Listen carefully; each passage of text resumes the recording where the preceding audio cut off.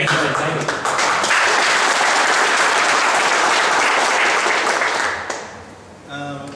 One of the team members already said how emotionally all of you felt when you become a supervisor, that too in a good company. So becoming a supervisor, becoming a regular employee is not the final goal. Becoming a successful leader is your final goal, right? அதுக்காக இந்த program organize பண்ணியிருக்கு. I am also very happy to address all of you because you are a set of a special people. I will explain how why you are a special people.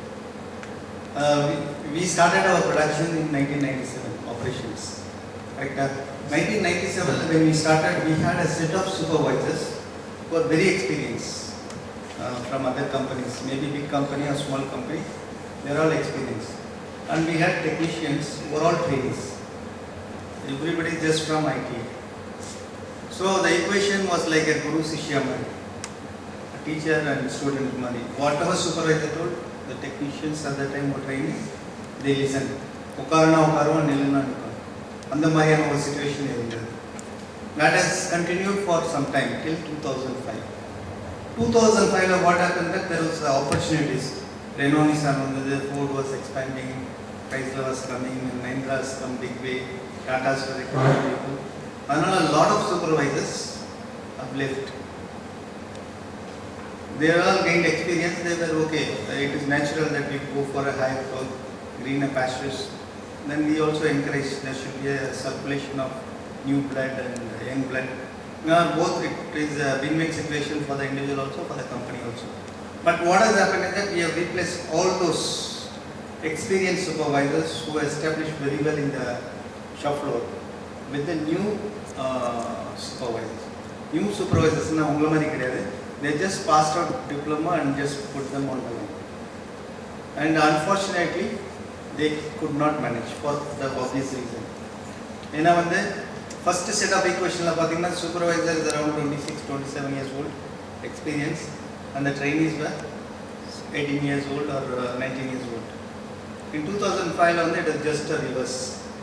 The technicians become experienced, they were about 25, 26 years, and the supervisor just out of diploma or polytechnic, they were about 18 years or 19 years.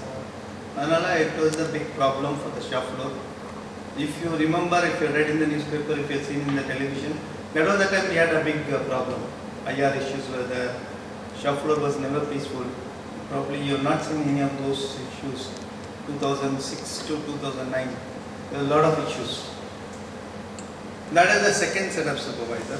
So in order to overcome this problem, we had initiated assistant supervisor scheme. That all of you know. Some good, highly motivated technicians, we promoted them as a first assistant supervisor, then they became a full-fledged supervisor. So that also went on. I think more than 175 people were already functioning like supervisor who were earlier technicians. That is also a very good scheme. But again, if you do only that, then there will not be any blood from the other stream. Like, we should have supervisors also always inside the company. Otherwise, we could have said, oh, this is a good scheme. All technicians eventually will become a supervisor. But in 2020, the company will not be very healthy because you will have only similar kind of thinking people, similar brains. We would not have people from good polytechnic who have higher abilities than the technicians. Another what we said is that okay, we should have supervisors who are from polytechnic also. But what to do? If you directly take them from polytechnic, put them again, you will fail. So another what we decided is okay, let them work. The only difference between the technician and the supervisor in 2005 was that the supervisor knows what to do, how to do, what it is. But the supervisor did not know all these things. He doesn't know how to fix a bolt, how to fix an engine. He doesn't know what to do. But he was supposed to supervise. Another we introduced this set of people will work on the line, know everything inside out, and within 3 years they will become better than the experienced technician. Because all of you are higher qualified, right? Your ability to grasp things is better and faster. So what we said that, okay, let us go for this team. And that is how this team came into the life in HMI. I am sure that only this group, I told you about 4 sets of people, no, experienced, fresh, assistant supervisor and trainee student supervisor. My strong feeling is that this group only will become most effective because of the reasons that you have a strong foundation. Then it is up to you how you are going to utilize this opportunity. Like somebody already spoke about cricket player, no? When you get into the field, you are given a bat, gloves, everything. Similarly, Rajiv and his company has given you all the tools. Yes. Like whatever you presented today on building relationship or communication skills or motivation or time management and finally 7 QC tools. Among all these things, in that order only I am telling the priority. First is building relationship, not 7 QC2. Among all this, the last is 7 QC2. Does not mean that 7 QC tool is not important. 7 QC tool is also important. But in the order of priority, the tools are given by our training team to you. Only with the bat and gloves and pad you go into the pitch. If you do not know how to play, how to react, how to make a correct judgment, which ball to hit, which ball not to hit, all these tools are useless. You will get out soon. So now that is in your hand. Okay, I think, but enough foundation you have that you cannot fail. They say no, we have made a system such that you cannot fail. We have done so much things, and also your ability to accept and observe everything is so high that you cannot fail. That is the situation, and that is the advantageous situation for all of you. Now coming to, there is a change, no? Like after you passed out your diploma, you worked 3 years on the line. So you are responsible for what you are doing. The most simplest thing in the world is that you being responsible for what you do. You accept the good things, bad things. But if you are in that situation only, you can never grow. So now you come to the first step of first ladder of leadership. In leadership, you are responsible for what others do. That is the first step. Totally change in the thinking and approach. Everything will change now. You are not responsible for what you are doing, but you are responsible for what others are doing. All of you already told, if you do all those things, definitely you will become an effective leader. So I'll add same thing to you. Basically people are looking at you. People means people below you are looking at you. How do you act? How do you react? How do you handle a crisis? How do you anticipate a crisis? How consistent you are. Who will look at you? The people below you, experienced technician and fresh technician and apprentice and the people above you also. That is how you will be treated. Whether you like it or not, if you are like this means the people will like you. If you are like that means people will not like you. So you cannot say that if he doesn't like you, what is the problem? Let him not like you. But the effective output from your area will not be good. The atmosphere will not be good. Even the small thing will become a big issue. But if you are able to handle all those things, even if it is a highly volatile atmosphere, full of petrol, somebody tries to ignite also, nothing will ignite. That is the situation. I will give an example of being good leader. Abdul Kalam, all of you know about Abdul Kalam, right? Abdul Kalam told, he himself is a great man. So he said that somebody asked him, who is your, whom do you admire most? He said that my boss in ISRO, he was in space research organization also for some time, part of scientific or technology ministry, whatever it is. So he gave an example why I am considering him as my hero. You know, recently we launched that PSLR. Yesterday. Oh, Joshi, you are here. You are not talked about this, right? No, sir. No. Okay. So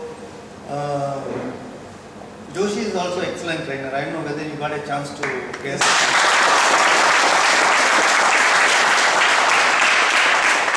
Last time I attended him for the managers, right?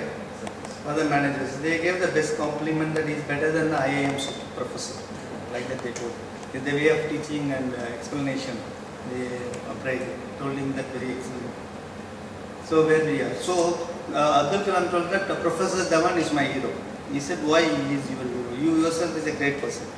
This is when he was a president, not when he was a scientist. When he was a successful president, they asked that Professor Dhawan is my hero. If they were expecting Sonia Gandhi is my hero or Manmohan Singh, he said Professor Dhawan. He said that if you remember the PSLR, that day before yesterday launch is some 23rd or 24th, I don't remember. The first launch was eagerly awaited. The PSLR launch should be successful for taking us to the space. The first launch was, everybody is watching. I don't remember the Prime Minister, maybe Vajpayee or who was that? I don't know, Vajpayee or Narasimha Rao was the Prime Minister. They were watching. The PSLR first rocket took off and immediately it failed.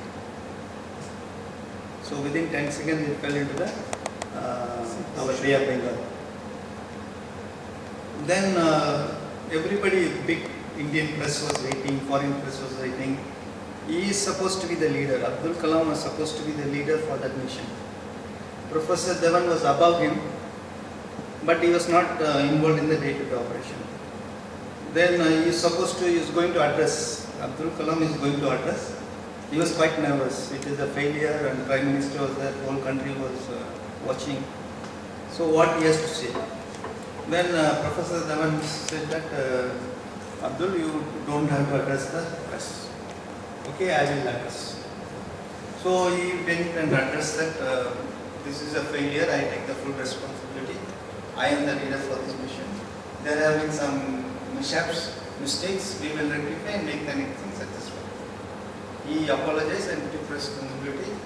And then after the meeting, Abdul Kalam told that you were never in the picture. You were only a leader. But he is not in the day-to-day operations. Effectively, Abdul Kalam is the leader for the mission.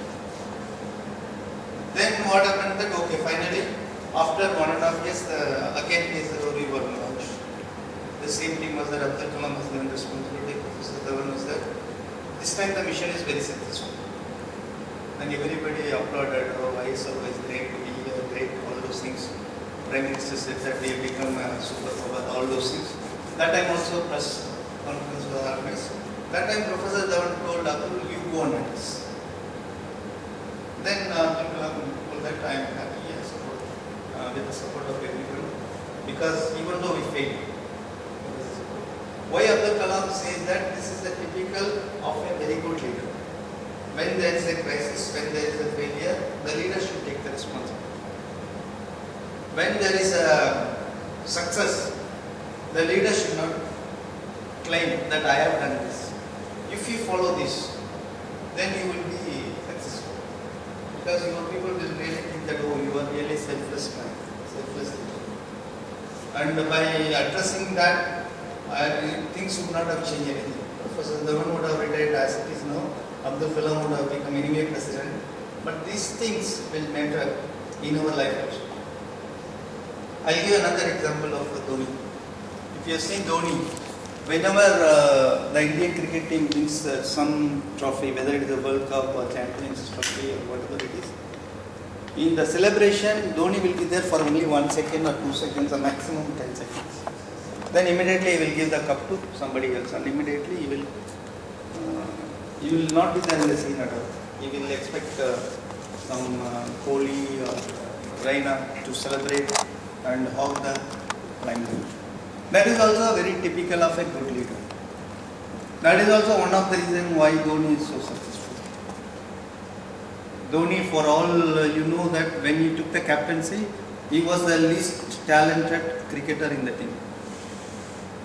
Sehwag was there, Gambhir was there, Dravid was there, Sachin was there, Kumble was there, Yuvraj Singh was there.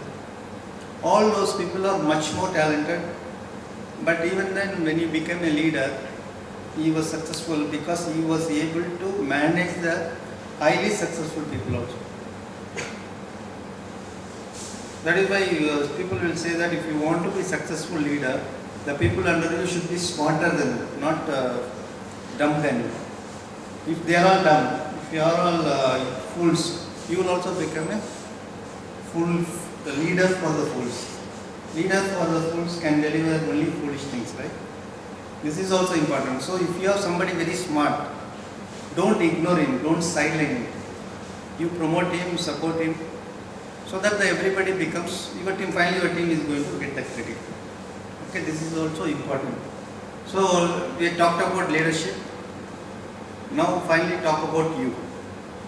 Okay, you means now you, as you are going on a higher responsibility, you will have a lot of stress, right? Induced stress, imaginative stress, forced stress. All stresses will keep coming. Work-life balance is a must. How many of you are married? Okay, luckily only one is married. So once you get married, then your wife also expects you to be home early. Once your children also expect you to spend a lot of time with them. Now anyway, your parents will expect, friends will expect. Here the boss will expect to be here always, right? So how do you manage all those things? So you have to put in something extra. That something extra you have to decide when to put that something extra for parents or for your wife, for your boss, for your friends, for your subordinates, you decide. It's not that I will put that extra always to my parents, then you will be miserable. Or if you say I will put that extra only for my company, you will be totally miserable. So putting that extra means spending that extra time. Maybe today you promised your parents, we will go to temple. Unfortunately, that day a big breakdown has happened in your area. That time that extra should go to the work area. But you inform your parents that today I am stuck up, but tomorrow let us go. That you already talked about communication, right? So same thing is that suppose you are committed to your parents, but this is a bigger problem, means you have to take a call. Oh, this is a bigger problem, I have to spend some more time here and solve it. The next day maybe, or next to next day, whatever you have promised but not delivered, you should honor them. The work-life balance is always in your hands. It is not in the management. I have attended many meetings, they will blame that work-life balance is a problem because of the company. Not because of the company. The company will never say that you go and meet your mother. You go and spend time with your friends. And company will also never say that you should always, your work is over at 3:30, you should always leave your workplace at 8 o'clock. The company will never say that. If there is no crisis, go at 3:30. If there is a crisis, you stay back and solve the problem. This work-life balance, people always think that the company is responsible for my work-life balance. It's not so.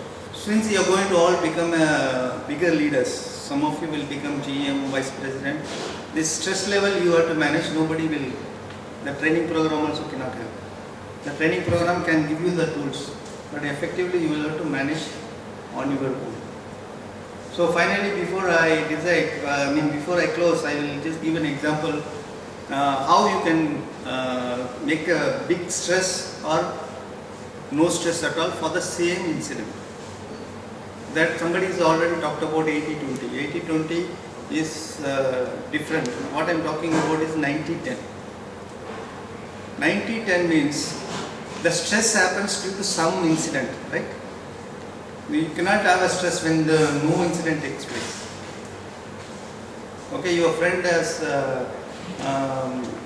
talked to you in a very rude manner. It is an incident, correct? Nothing happens, you are sitting and suddenly you cannot have a stress. Suppose your boss comes and fires you, you will get stress, right? That firing is an incident. So similarly, let us assume that you are coming for an office today. So you are leaving home at around 5:45 in the morning. Your mother gives you coffee.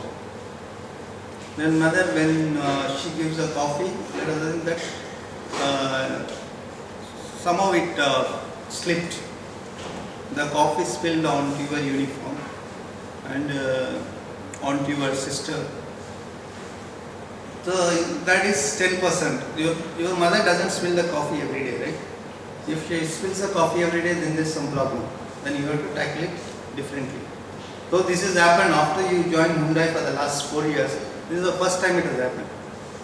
So one way is, okay, Amma, no problem. I'll just change my uniform and go. This is one. Another is that you start firing your mother. You don't know how to even keep a coffee. I am educated, I am working in Hyundai. I am slightly exaggerating, but this happens. Your reaction is totally different. Then you fire your mother, you fire your sister, then your sister gets upset, she is delayed for the school. Then since you are also stressed, when you fire somebody means your stress level goes multifold. Then you miss the bus. Then you take your two-wheeler. When the two-wheeler goes, you are late, so you jumping the signal, the policeman catches you, you pay fine. Finally, when you reach your office, you are totally off. So when your boss also asks you, you are not in a mood. When your subordinate asks you, he says that, get out here, I don't want to discuss, I don't want to see your face. He doesn't know what has happened. So what is this 90-10 principle is that incidents always happen. And how you react to the incident will determine that whether you are going to manage yourself or you are not going to manage yourself. You are going to ruin yourself. So this principle you always remember. If you remember these things for any incident, how do you react? Maybe you can watch closely your people working the shop floor also. For the same incident, some engineer will act a different way, another engineer will act a different way. So this guy is not successful, this guy is successful. So in your life, within the company, outside the company, with your friend circle also, you remember this. Then definitely you will be a peaceful man. So you will be a stress-free man. When you are a peaceful man, stress-free man means you will be a successful man also. So wishing you all the best. And before I close, I would like to thank Mr. Uday also for conducting such a nice program. Today's presentation is the reflection of whatever the training program has put in, including Mr. Uday, for giving an excellent input. Thank you very much and all the best.